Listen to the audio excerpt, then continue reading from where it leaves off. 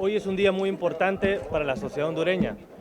Ciudadanos y ciudadanas, venimos a la Corte Suprema de Justicia, específicamente a la Sala de lo Constitucional, a cuestionar una ley muy importante que ha sido un brazo político del señor Juan Orlando Hernández, sobre todo a partir de la acusación contra el hermano del presidente, el señor Antonio Hernández. No pueden justificar decir que no sabían nada de la participación en delitos de criminalidad organizada por parte del señor Tony Hernández.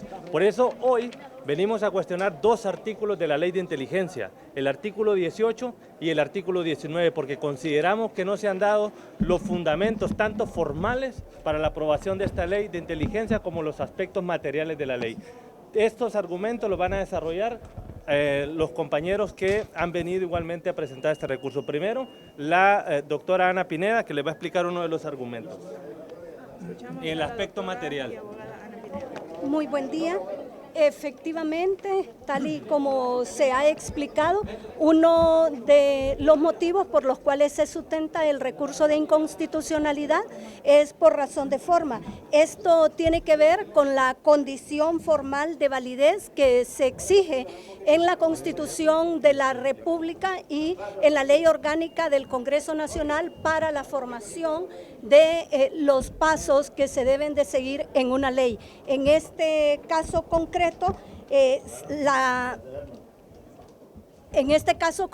debe de decirse que estos actos son la expresión de un acto de voluntad que no puede manifestarse de cualquier forma, sino que tiene que ser en la forma que ya la Constitución y la Ley Orgánica del Congreso lo establece.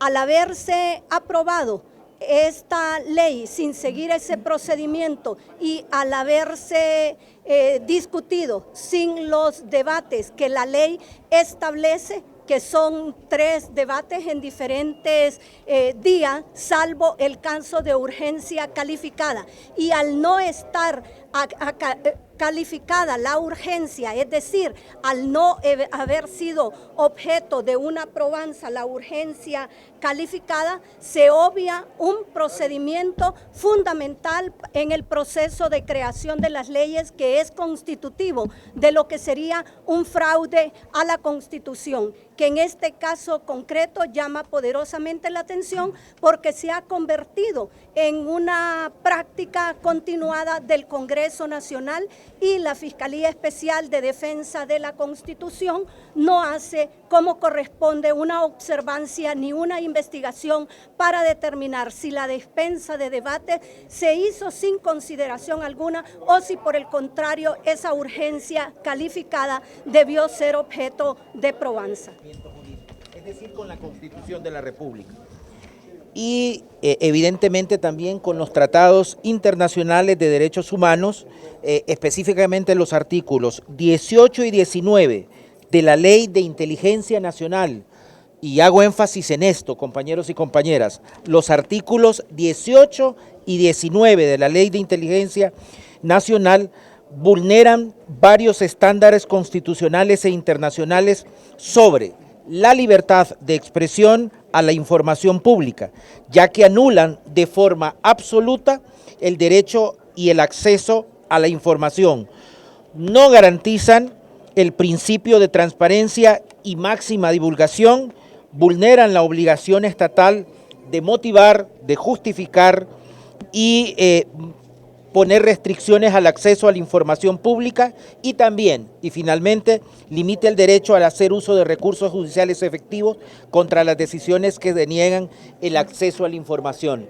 Y volvemos a decir, es imposible que el Consejo Nacional de Defensa y Seguridad no supieran lo que estaba haciendo el hermano de su titular, el hermano del jefe, el presidente de la República, el coordinador del Consejo Nacional de Defensa y Seguridad, que su hermano traficaba a gran escala desde hace 10 años droga hacia los Estados Unidos de Norteamérica. Como miramos que hay una incongruencia entre el contenido de estos artículos de la Ley de Inteligencia Nacional, lo que le estamos exigiendo a la Sala de lo Constitucional es que cumpla con su obligación obligación de garantizar la supremacía constitucional, es decir, que expulse del ordenamiento jurídico estos dos artículos de esta ley porque es contraria a la Constitución de la República, por lo que ya se ha expuesto, pero también que cumpla con su obligación de garantizar la supremacía convencional, porque hay que recordar que el artículo 18 de la Constitución dice que cuando una ley inferior, una ley secundaria es contraria a los tratados, debe prevalecer el tratado. Y en este caso, ya como lo dijo Ramón Barrios, estos artículos de esta ley vulneran estándares no solo constitucionales, sino que internacionales, y la Sala de lo Constitucional tiene la obligación de ejercer ese control de constitucionalidad y el control de convencionalidad. Por supuesto, lo que hace es cubrir con un manto oscuro la forma en que se está manejando el dinero público en materia de seguridad nacional, y tampoco sabemos o no nos explicamos cómo es posible que el Consejo Nacional de Seguridad y Defensa, donde confluyen o donde están todos los organismos de inteligencia e investigación del Estado, con toda la información que tienen, haya sido incapaz o cómplice de no darse cuenta de lo que estaba pasando con el tráfico de drogas de grandes personajes en este país. Hemos solicitado muchísima información relacionada con defensa y seguridad y nunca se nos da la información. Incluso la Sala de lo Constitucional, en un recurso en la cual se solicitó información sobre la tasa de seguridad, se dijo que no podía accederse a esta información porque es información secreta.